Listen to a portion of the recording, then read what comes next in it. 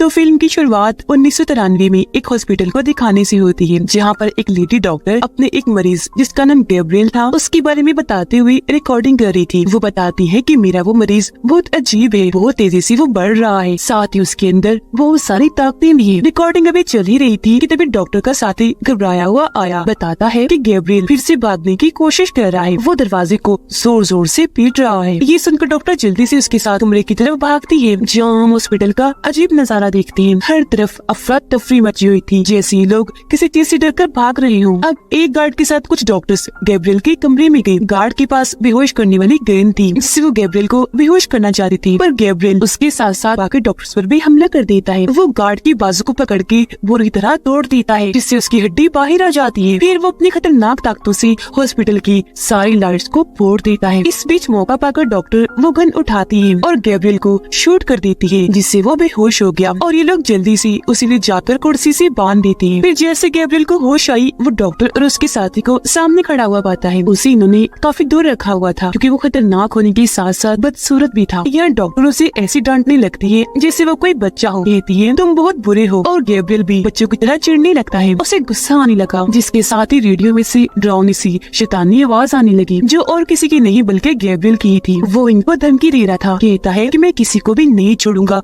तुम सबको मार डालूंगा। ये देखकर डॉक्टर का साथी काफी हैरान रह गया। कहता है कि ये कैसे हो सकता है, ओह माय गॉड, ये बोल भी पा रहा है और इसने रेडियो को कंट्रोल करके उसके जरिए हमसे बात की। तब डॉक्टर उसे बताती है कि हाँ, गैब्रियल के पास ऐसी ताकतें हैं जिनकी मदद से वो बहुत कुछ अजीब चीजें कर सकता है। अब डॉक्टर और उसका साथी दूसरे कमरे में जाते हैं, जहाँ इनकी हॉस्पिटल स्टाफ की लाशें ही लाशें बिखरी पड़ी थी। ये देखकर दोनों काफी परेशान हो गए और अब यहाँ डॉक्टर कहती है कि टाइम आ गया है इस मुसीबत को जड़ से खत्म करने का। अब सीन शिफ्ट होकर आता है एक कपल पर, जिनमें वाइफ का नाम मेडिसन होता है। यहाँ हमें पता चला कि पिछले कई दिनों से इन दोनों के बीच के ताल्लुक खास अच्छे नहीं हैं, क्योंकि उनकी शादी को काफी साल हो गई थी, लेकिन मेडिसन का बच्चा नहीं हो रहा था। हर बार जब भी वो माँ बनने वाली होती थी, उसका बच्चा पेट में ही मर जाता था, जिस वजह से वो इतनी परेशान रहने लगी कि उसकी तबीयत में चिड़चिड़ापन आ गया। उसके हस्बैंड का गुस्सा भी तेज था। यही वजह है कि इनके झगड़े होती रहती थी। आज भी ये दोनों हस्बैंड वाइफ इसी बात को लेकर बहस कर रही थी, जहाँ मेडिसन के हस्बैंड को गुस्सा आ गया और वो उसे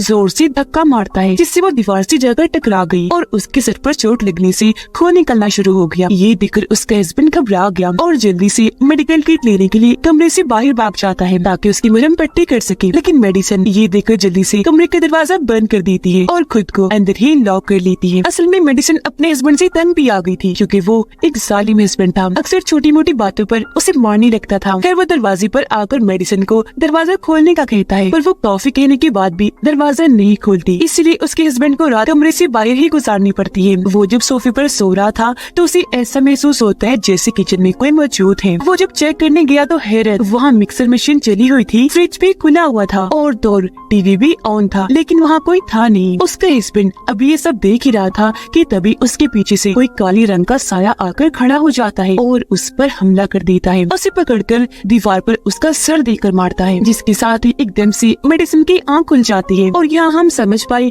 कि हमला जो भी अभी हुआ वो मेडिसन का सपना था। वो काफी घबराई हुई थी, उसे अपने हस्बैंड की फिक्र होने लगी, इसलिए वो जल्दी से कमरे का दरवाजा खोलकर बाहर आती है अपने हस्बैंड को देखने के लिए। पर सामने जो उसने देखा, उसे देखकर तो उसके होश उड़ गई, क्योंकि वहाँ उसके हस्बैंड की लाश पड़ी हुई थी, वो भी बहुत बुरी हालत में। उस काले साए ने उसे मारकर पूरे जिस्म की हड्डियों को तोड़ मरोड़ कर उसे यहाँ फेंका हुआ था। हर तरफ खून ही खून बिखरा पड़ा था, जिससे मेडिसन की हालत और खराब हो जाती है। वो अपने हस्बैंड की लाश को देख ही रही थी कि तभी पीछे से वो एक काले रंग का साया निकलकर बाहर आ जाता है और वो मेडिसन की तरफ बढ़ने लगा। उस पर हमला करने के लिए वो काफी डर गई, जल्दी से भागने लगती है। इससे पहले कि वो मेडिसन पर हमला करता, वो अपने कमरे में आकर फौरन दरवाजा बंद कर देती है। जोर से दरवाजे पर हाथ रख के खड़ी हो जाती है। तो वो काला साया वहाँ आकर दरवाजा तोड़ने की कोशिश करने लगा। मेडिसन दरवाजे को रोकने की कोशिश करती है, लेकिन वो साया दरवाजा तोड़ ही देता है। अब झटके से मेडिसन दरवाजे के साथ दूर जाके गिरी और वहीं पर बेहोश हो जाती है। अब अगले सीन में मेडिसन को हॉस्पिटल में होश आती है। उसने जब आंखें खोली तो सामने उसकी बहन बैठी थी, जो पहले तो मेडिसन का हाल पूछती है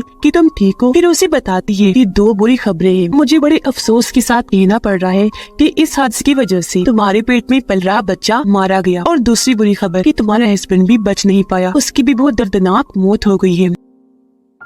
अभी मेडिसिन के लिए बहुत दुख की बातें थी, इसलिए वो रोने लगती है। उसे काफी गहरा सदमा लगता है। इसलिए जब डिटेक्टिव यानी पुलिस ऑफिसर यहाँ उसे पूछताछ करने आती है तो उनके सवालों का भी मेडिसिन जवाब नहीं दे पाती। इसीलिए डिटेक्टिव लैब इंचार्ज के पास जाता है सवालों का जवाब पाने के लिए, जो उसके हस्बैंड की लाश को चेक करी थी। तब वो बताती है कि उसके हस्बैंड की लाश पर से उंगलियों के निशान मिले हैं, जो और किसी के नहीं बल्कि मेडिसिन के लग रहे हैं। और ये मुमकिन हो सकता है कि अपने हस्बैंड को मेडिसिन नहीं मारा हो, क्योंकि वो उस पर बहुत जुल्म किया करता था। फिर इसके बाद मेडिसिन की बहन उसे उसके घर छोड़ाती है। रात को जब वो अपने कमरे की खिड़की के पास खड़ी थी तो उसे बाहर की लाइट्स अजीब तरह से जलती बुझती नजर आती है, जो देखकर मेडिसिन काफी घबरा गई। और फिर तभी वो वहाँ उस काले साय को देख लेती है, जिससे वो इतना डर गई कि फौरन भाग गई और अपने घर के सारे दरवाजे और खिड़कियाँ बंद करने लगती है। जिसके बाद सारी लाइट्स भी ऑफ कर दी। लेकिन तभी वो ये देखकर काफी चौंक गई कि एक दरवाजा अपने आप ही खुल गया। वो डर गई, जल्दी से भागकर अपने कमरे में आकर दरवाजे को लॉक कर लेती है। अब ये रात ऐसे गुजर गई, कुछ भी नहीं हुआ। तो अगले दिन मेडिसिन जब जागी तो उसे बचने का एक आइडिया आया। वो ड्रिल मशीन लेती है और अपने काम पर लग गई, यानी वो हर दरवाजे पर डोर लॉक्स लगाने लगती है। अगले दिन मेडिसिन की बहन उसे मिलने आई। यहाँ हमें पता चला कि वो दोनों सगी बहनें नहीं है, उनका खून का रिश्ता नहीं है, बल्कि जब मेडिसिन 8 साल की थी तो उसकी सौतेली बहन के मॉम डैड ने मेडिसिन को गोद ले लिया था। और 8 साल से पहले क्या हुआ वो कोई भी बात मेडिसिन को याद नहीं थी, वो सब भूल चुकी थी। अब हम एक औरत को देखते हैं जो एक टूर गाइड थी, यानी वो लोगों को अंडरग्राउंड एक शहर की सैर करवाने में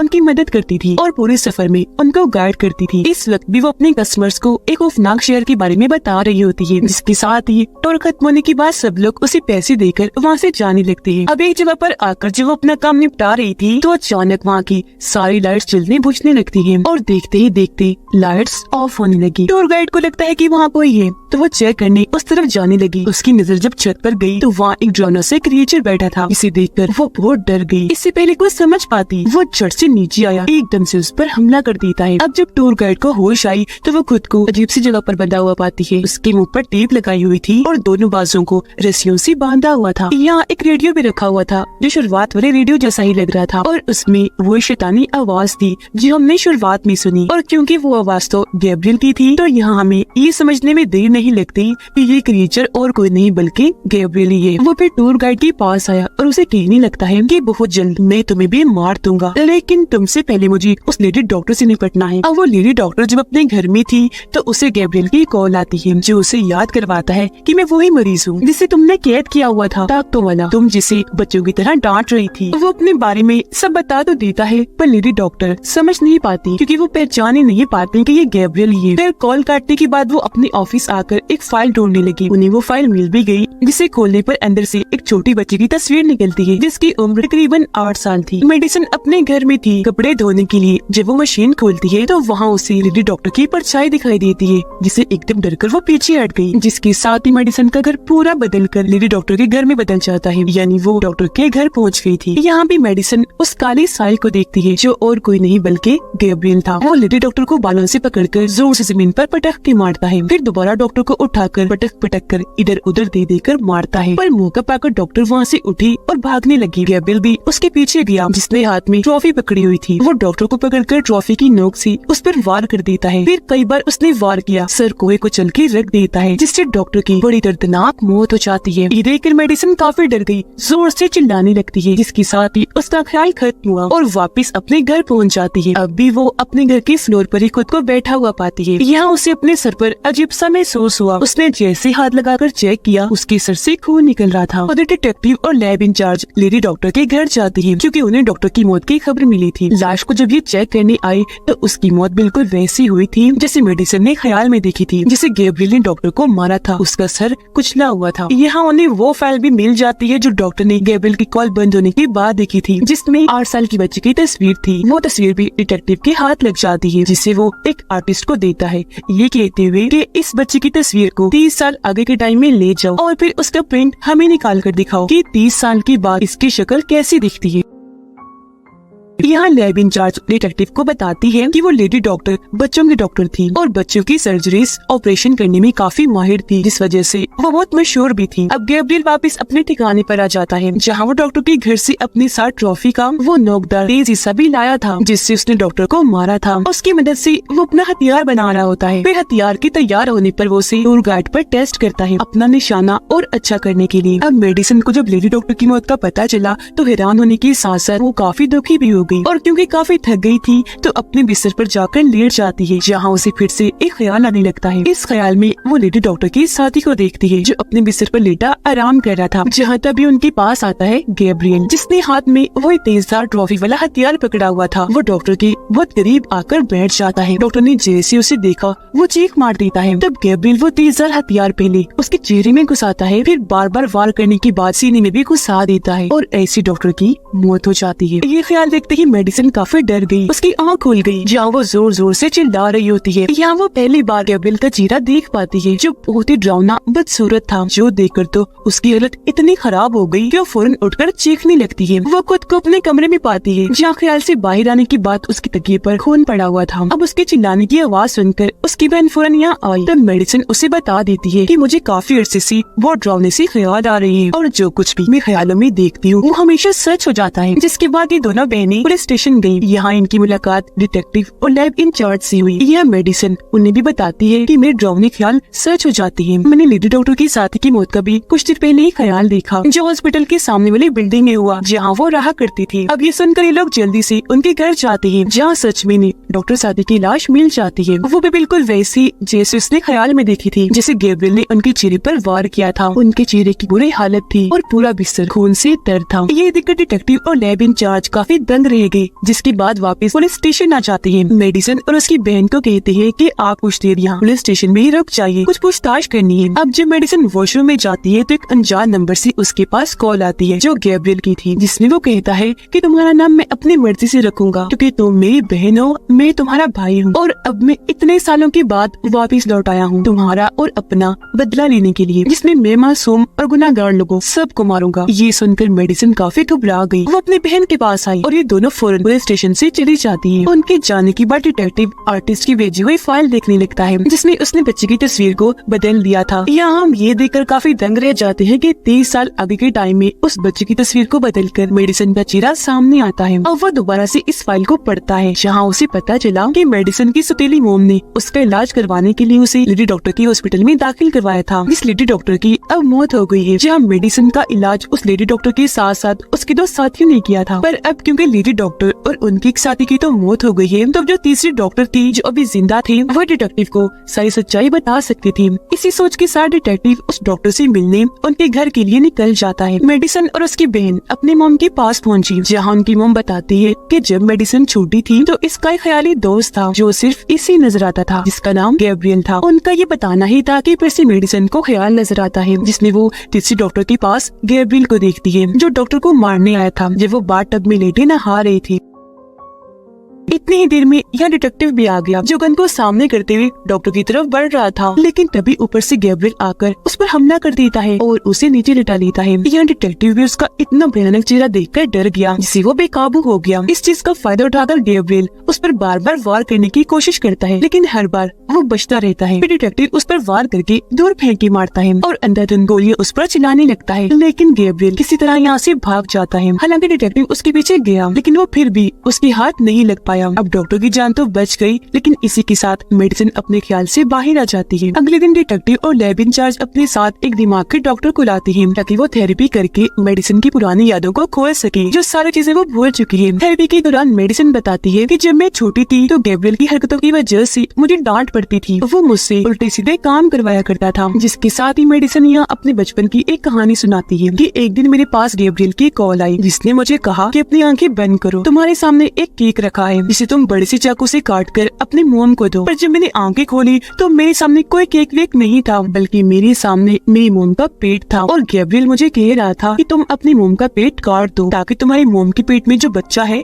वो मर जाए। तभी मेरी मोम की आंख खुल गई और जब उन्होंने मुझे ऐसे देखा तो वो चीखने लगती है। अब प्रेजेंट टाइम इन्हीं मौजूदा वक्त में मेडिसिन जब ये बातें बता रही होती है वो भी चिल्ला रही थी और वो टूर गाइड जिसे गैब्रियल ने पकड़ा हुआ था वो किसी तरह खुद को उसकी कैद से आजाद कर लेती है और वहाँ से भागी बाहर निकलने का रास्ता ढूंढ रही होती है। लेकिन तभी उसका पैर फ्लोर पर अटक गया और वो नीचे की तरफ जाने लगी। अब जहाँ मेडिसिन और बाकी लोग बैठे थे वहाँ के ऊपर का फ्लोर टूटता है और टूर गाइड वहाँ से नीचे आगे गिरती है, जिससे हम समझ पाते हैं कि गैब्रियल ने टूर गाइड को मेडिसिन के ऊपर वाले फ्लोर पर कैद किया हुआ था। थोड़ी ही देर में यहाँ पुलिस आई छानबीन करने, जो मेडिसिन को गिरफ्तार कर लेती है क्योंकि उन्हें ऊपर वाले फ्लोर से गैब्रियल के कपड़े और हथियार वगैरह मिले थे, जिससे सबको यही लगता है कि गैब्रियल मेडिसिन ही है और कोई गैब्रियल नहीं है इसके अलावा, और मेडिसिन ही है जो बचपन से दो पर्सनैलिटीज के साथ अपनी जिंदगी गुजार रही है। एक तो है मेडिसिन की जबकि दूसरी अपने ख्याली दोस्त गैब्रियल की। पर यहाँ डिटेक्टिव इस बात से इत्तेफाक नहीं करता, वो सोच में गुम था क्योंकि उसने तीसरे डॉक्टर के घर पर मेडिसिन के अलावा गैब्रियल को देखा था। फिर गिरफ्तार करने के बाद डिटेक्टिव और लैब इंचार्ज मेडिसिन से पूछताछ करने लगी, जहाँ वो बताती है कि गैब्रियल बहुत खतरनाक है। पूछताछ चल ही रही थी कि तभी डिटेक्टिव के पास गैब्रियल की कॉल आती है, जो अब खुद बताता है कि हाँ मैं मेडिसिन का ख्याली दोस्त हूँ। तभी यहाँ मेडिसिन जोर जोर से चिल्लाने लगी, जिस वजह से आसपास के सारे बल्ब टूट जाते हैं और अब मेडिसिन को सेल में बंद कर दिया जाता है। मेडिसिन की सौतेली बहन अपनी मोम से उस हॉस्पिटल का एड्रेस लेती है जहाँ बचपन में मेडिसिन को इलाज के लिए दाखिल करवाया था, यानी लेडी डॉक्टर की हॉस्पिटल। अब वैसे तो ये हॉस्पिटल बंद हो गया था, पर उसकी बहन को भरोसा था कि वहाँ से जरूर कुछ तो पता लगेगा, तो इस भरोसे के साथ ही वो हॉस्पिटल के लिए निकल जाती है।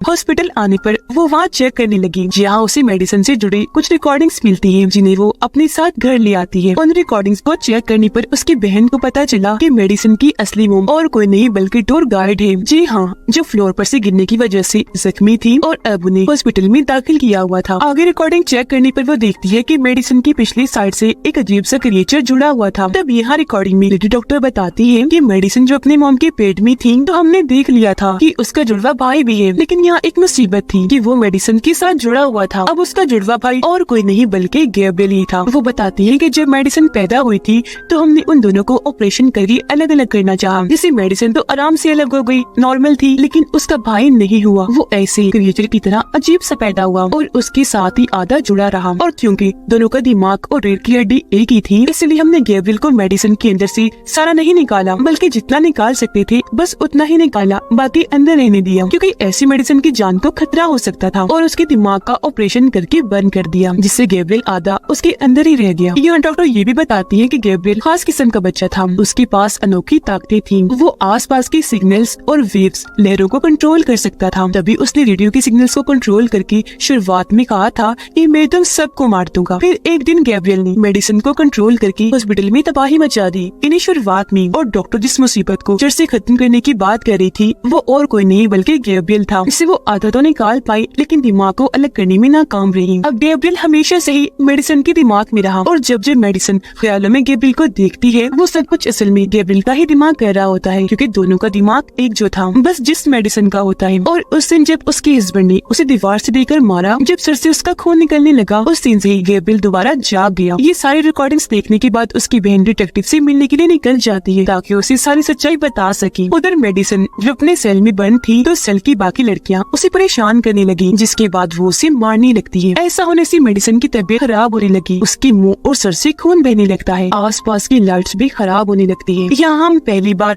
ये भयानक नजारा देख पाते हैं कि मेडिसिन के सर से उसका सर चीरकर गैब्रियल बाहर आ रहा है, जो पूरी तरह मेडिसिन को अपने कंट्रोल में कर लेता है और वो खुद ही अपना सर चीरने लगती है। ये देखकर सारी लड़कियों का बुरा हाल हो जाता है, वो डर की वजह से चिल्लाने लगती है। वो अब गैब्रियल के कंट्रोल में थी, जो एक लड़की के पास जाकर उसकी गर्दन पर मारती है, जिससे उसका खून निकलने लगता है। फिर एक एक करके जो कोई भी उसके पास आ रहा था बड़ी आसानी से वो सबको उठा उठा कर फेंक कर मार रही थी। एक की वो बाजू तोड़ देती है तो एक के पेट में अपना हाथ घुसाकर आर पार कर देती है, फिर उठाकर उसे दूर फेंक के मारती है। फिर एक लड़की को गिराकर उसके सर पर अपना पैर रख के कुचल देती है।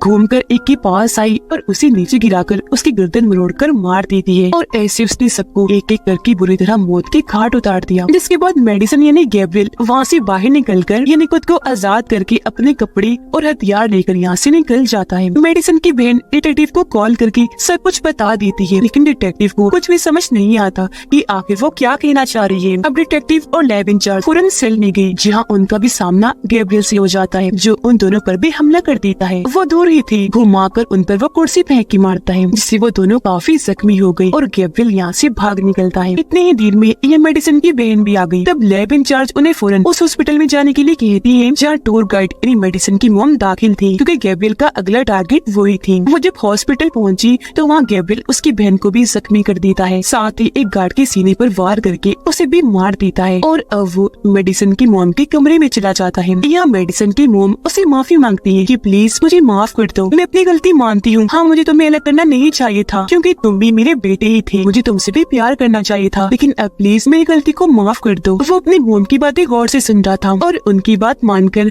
हथियार नीचे कर लेता है। उनकी बात यह बनने ही वाली थी कि तभी डिटेक्टिव आकर उसे शूट करने लगता है, पर मेडिसन की बहन डिटेक्टिव को ऐसा करने से मना करने लगती है। इससे गैब्रियल भड़क गया। वो डिटेक्टिव पर दूर से वो तेजधार हथियार फेंक के मारता है, जो सीधा डिटेक्टिव के सीने में लगा और उसकी वहीं मौत हो गई। अब ये सब कुछ मेडिसन दूसरी साइड से देख तो पा रही थी, पर उसे बचाने के लिए कुछ कर नहीं सकती थी, क्योंकि उसे तो गैब्रियल ने कंट्रोल किया हुआ था। जिसके बाद मेडिसन की बहन गन उठाकर उसे गैब्रियल की तरफ कर देती है और कहने लगी कि निकलो इसके अंदर से, ये मेरी बहन है। जो सुनकर गैब्रियल को गुस्सा आ गया, कहता है कि नहीं, ये तुम्हारी बहन नहीं है, जो कहकर वो बेड को उठाकर उसकी तरफ फेंकता है और यहाँ मेडिसन की बहन उस बेड के नीचे दब जाती है। फिर वो उसके पास आकर कहने लगा कि मैं बचपन से ही तुम्हें मारना चाहता था, पर हर बार तुम बचती रही। यहाँ उसकी बहन मेडिसन को आवाज लगाकर उसे मदद मांगती है और मेडिसन को गैब्रियल के खिलाफ भड़काने लगी, ताकि वो गैब्रियल पर काबू पा सके। कहती है कि गैब्रियल ही वो है जिसकी वजह से तुम माँ नहीं बन पा रही। जब भी तुम माँ बनने वाली होती हो, ये तुम्हारे बच्चे को पेट में ही मार देता है। ये सुनकर मेडिसन को काफी गुस्सा आने लगा और अब वो गैब्रियल पर काबू पाने की कोशिश करने लगती है। इसके बाद हम देखते हैं कि गैब्रियल ने मेडिसन की बहन को गन से शूट करके पहले उसे मारा, फिर मेडिसन की मॉम का गला घोंटकर उनकी भी जान ले ली। जिसके बाद गैब्रियल अपने सामने मेडिसन को पाता है, क्योंकि मेडिसन ने आखिरकार अपने दिमाग पर काबू पा ही लिया था और अब सब कुछ उसके हिसाब से हो रहा था। यानी कि मेडिसन की बहन और उसकी मॉम की मौत बस एक ख्याल थी, जो मेडिसन अब गैब्रियल को दिखा रही थी, जैसे वो पहले मेडिसन को दिखाया करता था, क्योंकि असल में उसकी मॉम और बहन जिंदा थी। यहाँ वो पहली बार गैब्रियल की आंखों में आंखें डालकर उसे बात करती है, कहने लगी कि मेरे जिस्म और दिमाग पर सिर्फ मेरा हक है और अब से इन पर सिर्फ मेरा ही कंट्रोल होगा, और अगली बार अगर तुमने फिर से मुझे कंट्रोल करने की कोशिश की तो सुन लो, मैं भी उसके लिए तैयार हूँ। उसका ये कहना ही था कि मेडिसन का खुला हुआ सर बंद हो गया और वो वापस अपने होश में आ गई और अब उसने गैब्रियल को अपने अंदर से निकाल कर हमेशा हमेशा के लिए जेल में बंद कर दिया था। होश में आने पर वो अपनी बहन को बेड के नीचे से निकालती है, जो कब से वहाँ दबी हुई थी, पर खुशकिस्मती से जिंदा थी। उसकी जान बचाने के बाद मेडिसन उसे गले से लगा लेती है, कहने लगी कि सिर्फ खून के रिश्ते ही सब कुछ नहीं होते, बल्कि हमेशा वो आपकी होती है जो आपके साथ रहेंगे, आपका ख्याल रखती है, और तुम ही मेरी बहन हो, हमेशा रहोगी। बेशक हमारा खून एक नहीं, मैं हमेशा तुमसे प्यार करूंगी, तुम मेरी बहुत अच्छी बहन हो। ये बातें करते हुए दोनों बहनें जज्बाती हो गयी और एक दूसरे के गले से लगकर रोने लगती है। उनकी मॉम भी उन्हें देखकर काफी खुश हो रही थी, क्योंकि अब वो गैब्रियल से आजाद थी और हमेशा अपनी जिंदगी हंसी खुशी गुजारेंगी। और इसी के साथ इस फिल्म की कहानी इधर ही खत्म हो जाती है।